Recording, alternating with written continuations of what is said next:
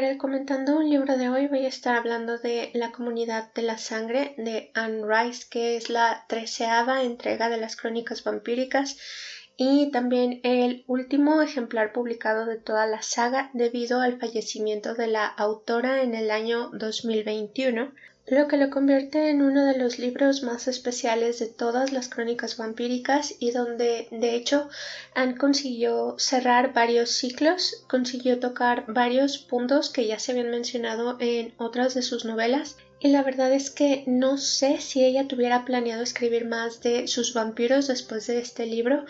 pero si lo hubiera hecho o no, la verdad es que esta historia se siente como un final perfecto para toda la saga que ella creó desde los años 70,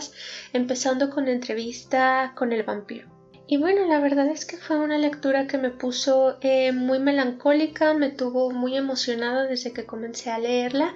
Este libro me lo regalaron por Navidad y bueno, antes de conseguir El Príncipe Lestat y los reinos de la Atlántida, entonces me tardé un poquito en leerlo, pero ahora que lo hice creo que valió la pena la espera. Porque como comenté en el video pasado, El Príncipe Lestat, los reinos de la Atlántida y ahora La Comunidad de la Sangre se sienten como una saga individual separada de las crónicas vampíricas y tienen un toque muy especial comparado a los otros textos de Anne relacionados a sus vampiros. Y bueno, pues para empezar, si están viendo este video obviamente conocen a Anne Rice, pero en dado caso de que hayan entrado porque quieren conocerla y porque están empezando a leer sus libros, les voy a dar un pequeño resumen de ella,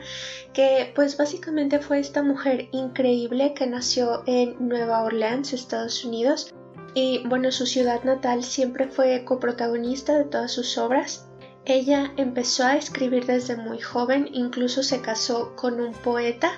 pero su obra más reconocida pues vio la luz en el año de 1976 en la forma de Entrevista con el vampiro, que fue el texto que le dio inicio a esta cosa asombrosa que son las crónicas vampíricas. Y bueno, a ella se le puede reconocer porque tiene demasiadas marcas dentro de su estilo, pero las principales son la perfecta combinación del erotismo con el tema sobrenatural y también el hecho de que siempre nos hace viajar a través de la historia, ya sea desde el inicio de los tiempos como pasó con los reinos de la Atlántida o incluso simplemente un pasaje en específico, ya sea en Egipto, en Roma o en cualquier otro momento de la historia, pero pues a ella se le puede reconocer bastante por este estilo. Como les decía, ella falleció en el 2021 a causa de un accidente cerebrovascular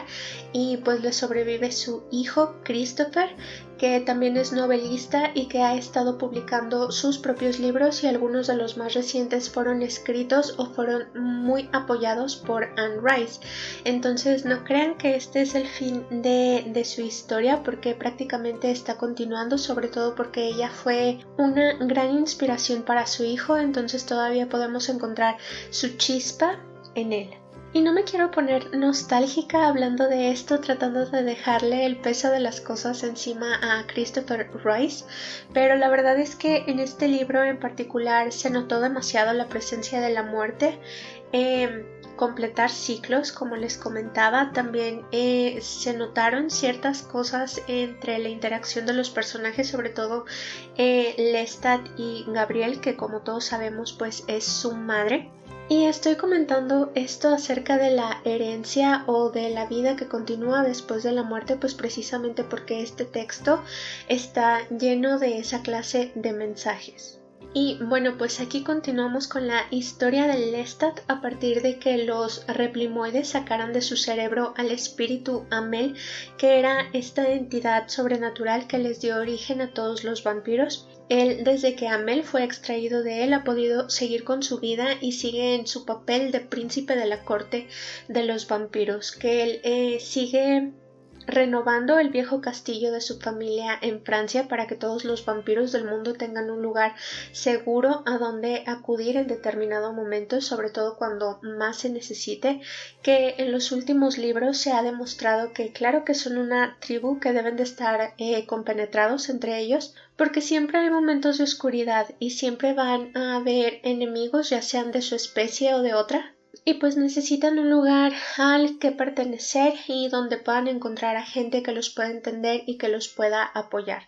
Y aquí precisamente pues empezamos con Lestat, que recibió un pedido de ayuda de un vampiro mitad francés, mitad ruso, que vive en Nueva Orleans y que recientemente fue atacado por vampiros jóvenes, ya que Marius, este vampiro milenario que ha acompañado a Lestat desde hace muchos libros y que se convirtió en su mentor en determinado momento, ha estado creando las leyes para los vampiros para poder convivir en paz, pues obviamente que exista un grupo de pandilleros que se dediquen a destruir la tranquilidad de los de su propia especie, pues no le conviene a nadie, y Lestat decide que va a tomar carta en el asunto. Y bueno, pequeña pausa, disculpen si de repente me escucho demasiado ronca, pero como comento en la mayoría de mis videos, padezco de alergias y ha estado lloviendo todo el día, gracias al cielo, entonces hoy pues no va a ser un día fácil para mi garganta, menos para grabar, pero no importa, aquí lo importante es que llueva y las cosas al final van a salir porque tienen que salir. Pero bueno, prosiguiendo. Lestat viaja a Nueva Orleans y se encarga de este grupo de vampiros,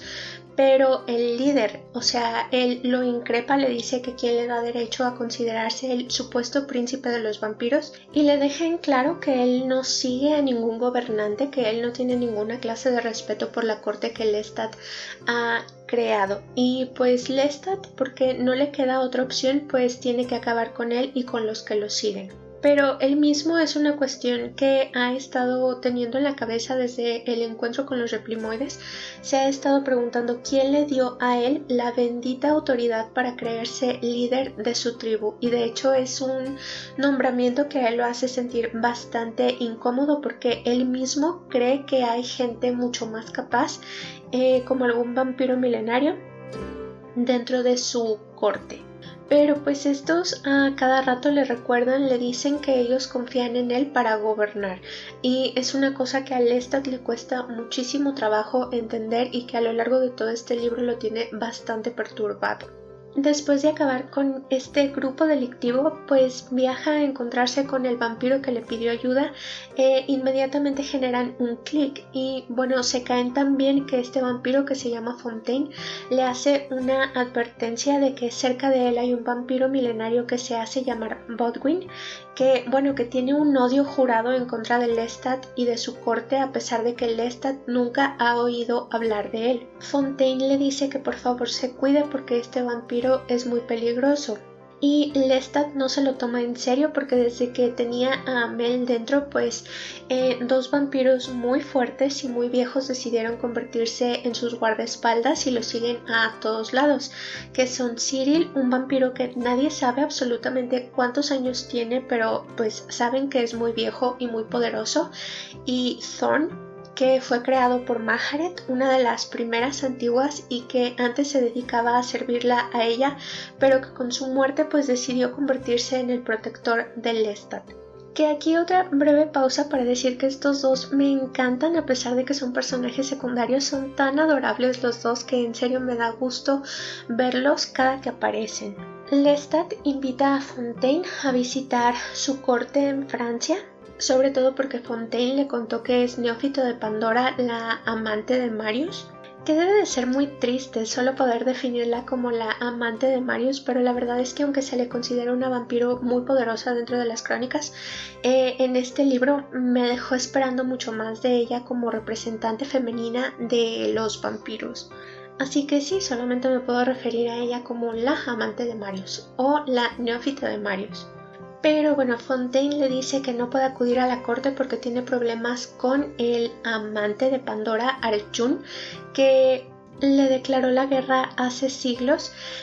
por celos, porque recordemos que Arjun tenía completamente sometida a Pandora e incluso Marius no se lo pudo quitar de encima y este tipo sigue rondando por la corte y lo tenía amenazado de que si algún día volvían a verse a la cara pues lo iba a destruir. Y Fontaine, que es como Louis, que nunca ha confiado en sus poderes, pues le tenía mucho miedo porque sabía que no iba a poder defenderse de él. Y Lestat le asegura que va a hablar con Arjun y que seguramente va a encontrar un método diplomático para que ambos puedan convivir en paz en la corte. Pero está a punto de marcharse de la casa de Fontaine cuando justo recibe el mensaje de que Marius destruyó a Arjun, por lo que necesitan que vuelva lo más pronto posible a la corte. Y cuando lo hace, pues Marius está completamente crispado porque, como les digo, es él el encargado de crear las nuevas leyes para los vampiros y una de las principales o de las primeras que formó fue la de que un vampiro nunca debería de acabar con la vida de otro sin un buen motivo. Y bueno, aquí él cree que faltó a su propia palabra,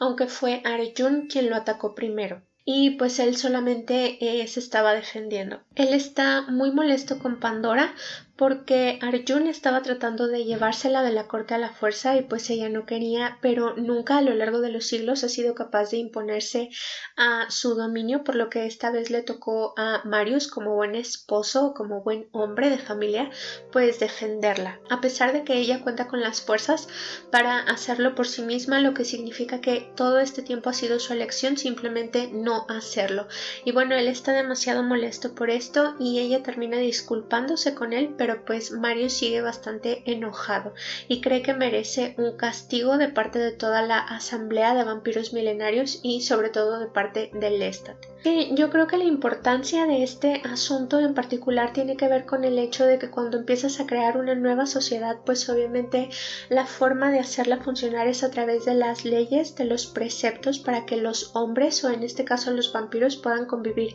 entre ellos en paz. Pero lo que hemos aprendido a lo largo de la historia es que las sociedades tienden al caos. Entonces, por más que trates de crear leyes para salvaguardar una cuestión, pues siempre va a existir un rompimiento de ellas o un crimen que se sobreponga a ellas. Entonces nunca vas a estar exento de esta clase de situaciones, seas quien seas. Y pues Marius, como un buen romano, lo sabe y por eso le dio tanto coraje que esto ocurriera y que Lestat fuera incapaz de amonestarlo como autoridad que se supone que debe ser frente a su corte. Y esto también nos ayuda a pasar a un tema más importante porque tiene que ver con el conflicto directo de toda la obra, que es Roshamandes, que como recordarán quienes hayan leído los dos libros previos, pues es este vampiro que ha estado creando caos desde el príncipe Lestat y también en los reinos de la Atlántida y al que Lestat simplemente no se puede obligar a destruir. ¿Por qué? Pues porque Roshamandes es un vampiro muy viejo, de alrededor de 5000 años, y Lestat ha aprendido a respetar la edad en los vampiros milenarios y considera que sería una lástima perder 5000 años de conocimiento guardados en el cuerpo y en la mente de Roshamandes solamente por malentendidos entre este vampiro apartado y su corte. Entonces él lleva todos estos libros haciéndose de la vista gorda cada que este vampiro crea un nuevo conflicto, incluso a pesar de que en los reinos de la Atlántida pues Lestat estuvo a punto de morir por su causa. Se supone que llegaron a una especie de tregua, de pacto de no agresión entre ellos, pero Roshamandes lo ha roto, principalmente por estos rumores acerca del vampiro Bodwin que odia a Lestat y que alega haber sido creado por un vampiro muy poderoso conocido como Gundesand, que a lo largo de los años ha tenido la oportunidad de convertirse prácticamente en una figura mítica. A pesar de que varios de los vampiros milenarios que se acaban de unir a la corte pues lo conocen y convivieron con él cuando era soldado de la reina Akasha. Y bueno, una de las cosas que Roshamandes ha estado haciendo principalmente ha sido agobiar a los replimoides que se han logrado establecer en una pequeña colonia de Inglaterra, fingiendo ser cuidadores de un spa donde reciben a los humanos y los tratan muy bien, y al mismo tiempo siguen con sus investigaciones porque ellos se hacían llamar la gente del propósito y su propósito era beneficiar a la humanidad y a la Tierra. Entonces se dedican a investigar formas de ayudar al planeta, pero Roshamandes los detesta, entonces ahora tiene como pasatiempo molestarlos, lo que pues obviamente los tiene bastante temerosos, sobre todo a Mel y Capetria, que van y le piden ayuda a Lestat y le suplican prácticamente que intervenga. Y aquí se nos revela que Amel y Lestat han fortalecido su relación, su amistad desde que fueron separados, y pues Amel prácticamente le dice que tiene que destruir a Roshamandes antes de que Roshamandes atente contra él otra vez, y una vez más Lestat se niega. Dice que es un tema del que no se va a preocupar y por ahora vuelve a Estados Unidos para recoger a Fontaine, pero cuando llega a su casa pues descubre que Bodwin está con él y pues este vampiro entra en un paroxismo de ira cuando se da cuenta de que Lestat está ahí. Entonces prende la casa de Fontaine en llamas y Lestat apenas tiene tiempo de rescatarlo, aunque en realidad es Thorne quien los toma a él y a Fontaine y regresa volando a toda velocidad a Francia. Cyril se queda atrás para combatir a Bodwin y pues por fortuna le gana y logra aprisionarlo en la reja de acero de la casa de Fontaine y lo lleva a la corte donde lo encierran en una de las mazmorras. Y bueno, Lestat sigue sin que nada lo perturbe, sigue perfectamente tranquilo a pesar de saber que tiene a estos increíbles enemigos superpoderosos a los que ni siquiera sus vampiros milenarios pueden someter. Y su vida solo empeora cuando Benedict, el amante, el favorito, el adorado de Roshamandes, se presenta en la corte con la intención de morir. Porque, bueno, su idilio con Roshamandes no ha sido más que una tortura desde que volvieron a estar juntos, porque Benedict se fue con él después de haber estado un tiempo en la corte, pues con la intención de convencer a Roshamandes de que dejara en paz a Lestat, pero pues no lo ha convencido. Y pues decide que ya no puede y llega a la corte con la intención de darle su sangre a los más jóvenes, como se hacía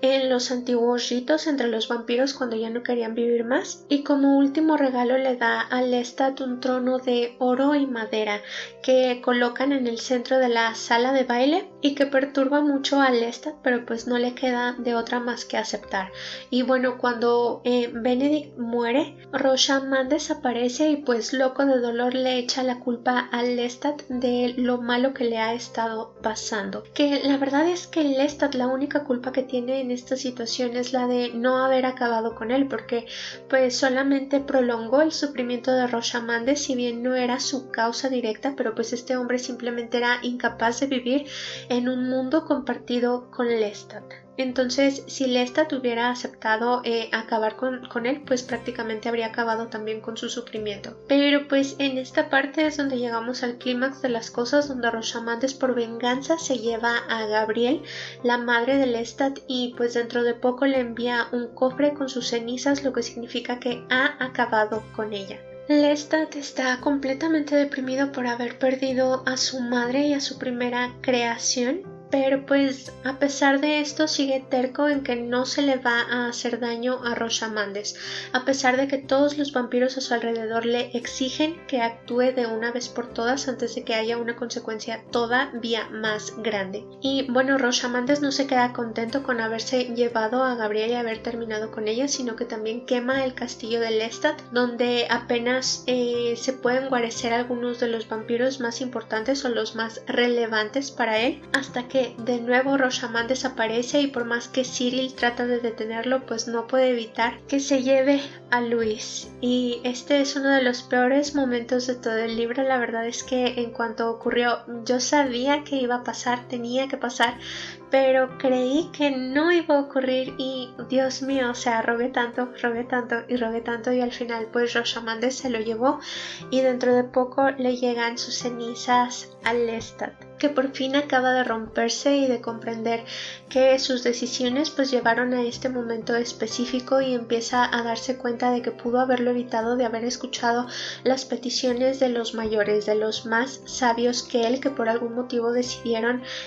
colocar su confianza en él y darle la oportunidad de gobernarlos, y pues demostró que cometió un error a la hora de hacerlo. Siguen habiendo más ataques de Rochamandes al castillo, y por más que los milenarios traten de protegerlo, Rochamandes es mucho más fuerte, mucho más rápido y mucho más hábil, además de que está completamente encolerizado, lo que le da mucho más poder y termina llevándose a Marius también. Entonces la corte de Lestat ha perdido a Gabriel, a Luis y a Marius, que eran tres de sus personas más importantes, si no es que las más importantes. Y bueno, aquí también se da un fuerte conflicto entre Lestat y Armand, porque Armand lo culpa de lo que ha pasado y es el único que se atreve a enfrentarlo directamente y a llamarlo un tonto, sobre todo después de que se llevaran a Luis y de que llegaran las cenizas de Luis al chateau. Y bueno, o sea, Armand le dice que nunca le va a dar la espalda, que siempre va a estar ahí con él en su corte, y una vez más le echa en cara que Lestat nunca fuera capaz de amarlo como Armand lo ha amado a él desde que se conocieron. Y también le dice que Lestat nunca fue capaz de amar a Luis como Luis se merecía, que hay que recordar que Armand y Luis pasaron cerca de un siglo juntos después de la muerte de Claudia, entonces había una complicidad muy grande entre ellos, y a estas alturas pues la relación de Armand y Lestat es prácticamente de hermanos, como les he comentado en otros videos de las crónicas vampíricas, y creo que su palabra pesa mucho más que la de cualquier otro, pues porque Lestat ha compartido 2 siglos de existencia con él, y a estas alturas pues son demasiado cómplices. Donde está Lestat siempre va a estar Armand y viceversa, pero pues esta vez Armand le dice que ya no quiere saber nada de él y que no le va a dar la espalda, no lo va a abandonar, pues porque últimamente los miembros más viejos de la corte suelen acabar con los que se oponen a las creencias de Lestat, entonces él no quiere ser víctima de esto también, pero pues le pide simplemente que lo deje en paz, y Lestat lo entiende perfectamente, aunque también se deprime un poco por este último encuentro entre los dos. Si bien Armand sigue viviendo bajo su techo, y pues sí reconoce que tiene algo de razón, entonces decide por una vez actuar, pero dice que no quiere más violencia bajo su techo y que va a negociar la paz con Rochamandes usando de valor su propia vida. Entonces le ofrece a Rochamandes la oportunidad de acabar con él a cambio de que Roche deje en paz a la corte y les permita a sus vampiros vivir tranquilos. Rochamandes acepta y un día se presenta por él en lo alto de su torre, y aunque los vampiros milenarios tratan de proteger a Lestat, es muy poco lo que pueden hacer en contra de Roche, que simplemente llega, se lo lleva y lo lleva a una de sus múltiples islas a lo largo del mundo. Ahí pues Lestat simplemente cae llorando de rodillas, suplicando, pero no por su vida, sino por una especie de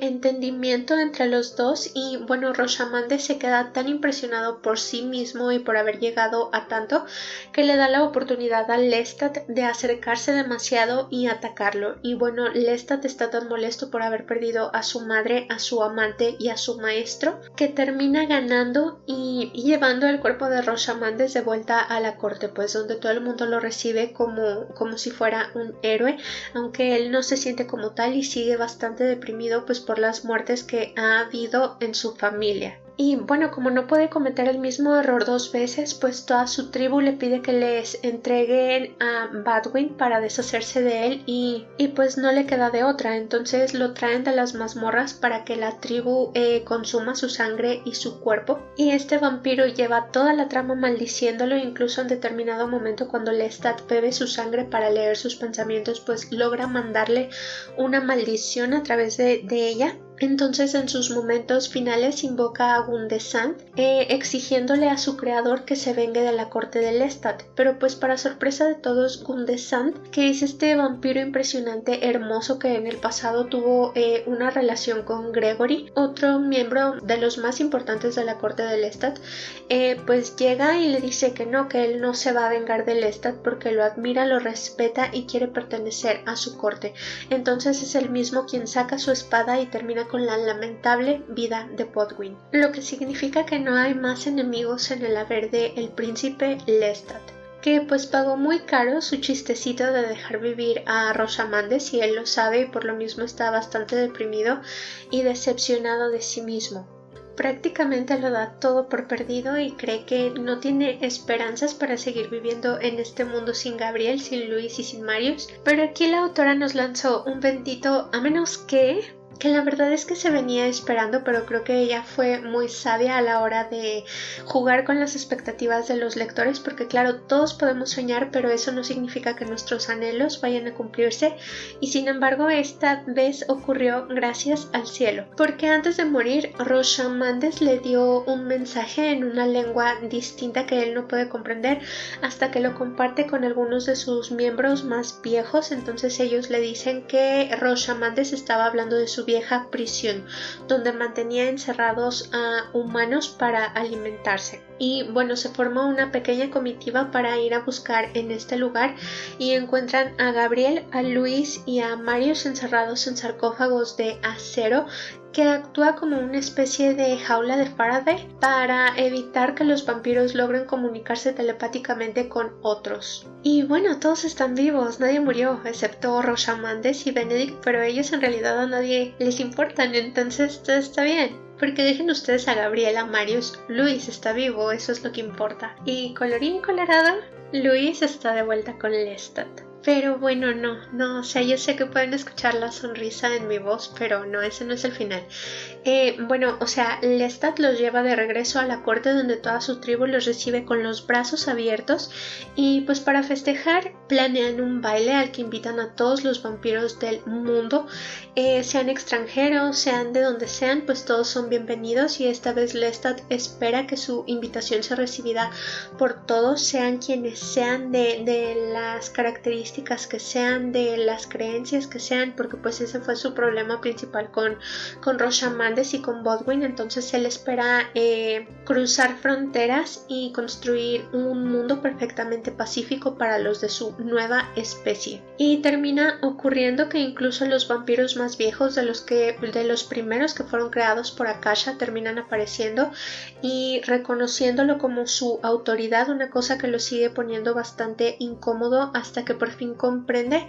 que él es esta figura que logró reunir a los marginados vampiros del mundo, que antes vivían en las sombras, no tenían expectativas sobre nada, se dedicaban a delinquir, a seguir esta senda malévola de la que él tanto habla en sus primeras crónicas, pero que a estas alturas se ha convertido en algo bastante luminoso y por fin entiende su papel dentro de las crónicas vampíricas y dentro de su propia corte, porque todo el mundo le dice: no entiendes lo que lograste aquí, o sea, reunirnos a todos, hacer que todos nos amemos entre nosotros y nos respetemos entre nosotros. Entonces de ahí viene toda esta autoridad y todo este respeto que le tienen incluso los vampiros milenarios, porque aun si Marius hubiera sido nombrado el príncipe de la corte, nadie lo hubiera seguido a él con la misma fe ciega con la que siguen a Lestat. Y así es como acaba este libro, con Lestat por fin reconociendo a su nueva familia y agradeciendo ser parte de ella y todo lo que ha tenido la oportunidad de conocer, ver y aprender a lo largo de sus 200 o 300 años de vida. Y por fin, o sea, se siente como el punto final a las crónicas vampíricas que empezaron con Entrevista con el vampiro. Y bueno, sobre mis impresiones, que he de decir que es un libro bastante corto comparado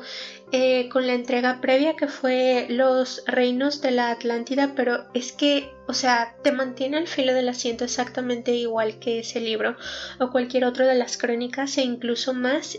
Mi edición, no sé si todas serán iguales, pero viene acompañada de dibujos a lápiz y son muy bonitos. No tengo idea de si Anne los habrá hecho ella misma, pero la verdad es que le dan un toque muy interesante a la lectura. Y he de decir que me hizo sufrir. Si Los Reinos de la Atlántida me hicieron sufrir con la idea de que Lestat pudiera morir o incluso con la idea de que Amell pudiera morir, este libro fue 1000 veces peor porque me hizo creer que perdí a Gabriel, que la verdad nunca ha sido mi personaje favorito, pero yo sé la gran importancia que tiene dentro de la obra porque es una representación femenina de la propia Anne Rice dentro de sus libros, cuando Luis, a quien también me hizo creer que perdí, es su representación masculina. Y juro por Dios, o sea, es que cuando creí que Luis había muerto, yo, o sea, prácticamente me privé. Fue como si un familiar hubiera fallecido, o sea, no sé, como si mi esposo hubiera fallecido, aunque la verdad a él no le tengo esa clase de afecto como tan íntimo como el que le tengo a Lestat, pero lloré, o sea, me hizo llorar, fue una cosa bastante fuerte. Que de hecho ahora mismo todavía se me rompe un poquito la voz de acordarme de ese momento, porque en serio fue como si me hubieran dado un golpe tras otro golpe. Y pues no contenta con eso, todavía se lleva a mi Marius, que también es otro de mis personajes favoritos, y creo que esa fue una artimaña bastante inteligente de su parte, que la supo emplear bastante bien. O sea, Gabriel tenía importancia como la primera neófita de Lestat, pero creo que no muchos la adoramos, entonces como que fue un shock, pero no fue tan grave. Y sin embargo, cuando desaparece Luis, es ahí como cuando empiezas a sufrir, cuando empiezas a incluso a querer gritar de la desesperación, porque pues no hay un Lestat sin un Luis, no hay crónicas vampíricas sin un Luis, porque pues el primer libro empezó con él, y verlo perdido aquí en serio fue un shock. Yo no sabía qué hacer conmigo misma, aparte de llorar y sentirme muy mal, sobre todo porque caí en la treta de cambiar las páginas, de tratar de adelantar un poco la trama para ver qué iba a pasar, y de repente hubo un comentario completamente, yo lo malentendí, o sea, por tonta, que alguien, creo que fue Cyril, decía lo tenemos, lo recuperamos. Entonces yo respiré, dije Dios mío, rescataron a Luis y me sentí bastante bien, pero pues ya cuando seguí con la lectura normal, y de repente llega este cofre lleno de cenizas, y encima estaba el anillo de esmeraldas favorito de Luis, que así es como lo menciona Lestat. Dios mío, no, en serio, se los juro, lloré. Posiblemente termine de grabar esto y llore de nuevo, pues porque sigo traumatizada. Y luego también por fin esta confrontación entre Lestat y Armand, que creo que se vino guardando durante demasiados libros, pero pues por fin se dio, donde Armand le dice que ya no lo va a tolerar, porque es cierto que de pronto él es la persona que más apoya a Lestat, y pues Lestat nunca lo reconoce como tal. Como que siempre está con la idea de que Armand va a estar ahí pase lo que pase, y sí, pero pues nunca le ofrece demasiadas cosas a cambio. Y pues aquí Armand le dice que ya que terminó con él, que no quiere volver a saber de él, aunque va a permanecer en su corte. Y fue un momento bastante fuerte porque bueno, Armand es un personaje triste que ya ha sufrido demasiadas pérdidas a lo largo de su vida, y aquí perdió a Luis, perdió a Marius e incluso perdió a Gabriel, que también fue una de las de los parteaguas que le permitió sobrevivir al aquelarre. Entonces pues también para él debió de haber sido un golpe muy fuerte, que se la llevaran a ella, sobre todo porque él dice estaba al lado de mí y no pude protegerla. Y pues fue bastante triste, pero pues al final se arreglan, vuelven a relacionarse, porque bueno, incluso Marius dice que esta tristeza nueva de Armand pues les permitió acercarse de nuevo, porque pues déjenme decirles que en este libro se menciona que Bianca, uno de los personajes a los que más odio de todas las crónicas, pues se acercó demasiado a Marius, y ahora Marius la considera como su segunda esposa después de Pandora. Y los que crecimos con este ship pues nos preguntábamos dónde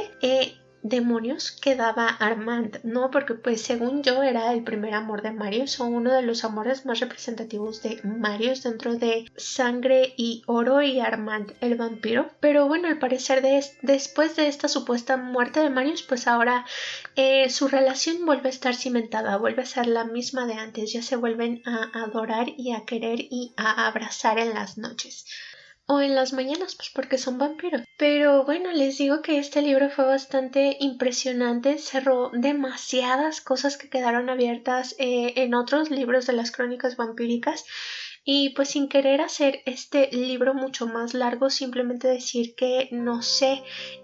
Anne lo escribió en el 2018, lo publicó en el 2018 y ella falleció en el 2021. No sé si estoy hablando desde esta melancolía que pues todos seguramente hemos padecido en algún momento debido a la crisis mundial que estamos viviendo, pero pues cabe la posibilidad de que ella presintiera algo o de que tuviera la sospecha de algo o de que simplemente quisiera dar por terminadas las crónicas vampíricas de tajo. Y lo hizo de una forma tan bonita, tan elegante. Claro que te hizo sufrir, pero te lo compensa de una forma que todo ese dolor lo convierte en felicidad cuando llegas a las últimas páginas. Y bueno, otra cosa que tampoco me gustó demasiado fue que se hablara mucho de Nicolás. O sea, ya saben, en el video correspondiente de Lestat el vampiro digo que no me cae bien y en serio el tipo no me cae bien. Y acá Lestat lo recuerda con una adoración que... Y también es que como que Anne siempre metía a los personajes más ridículos para crear algo de novedad y pues aquí del que Lestat pues lleva un buen rato enamorado y pensando en convertir en vampiro y la verdad es que el tipo es tan carente de chispa como bastante simple,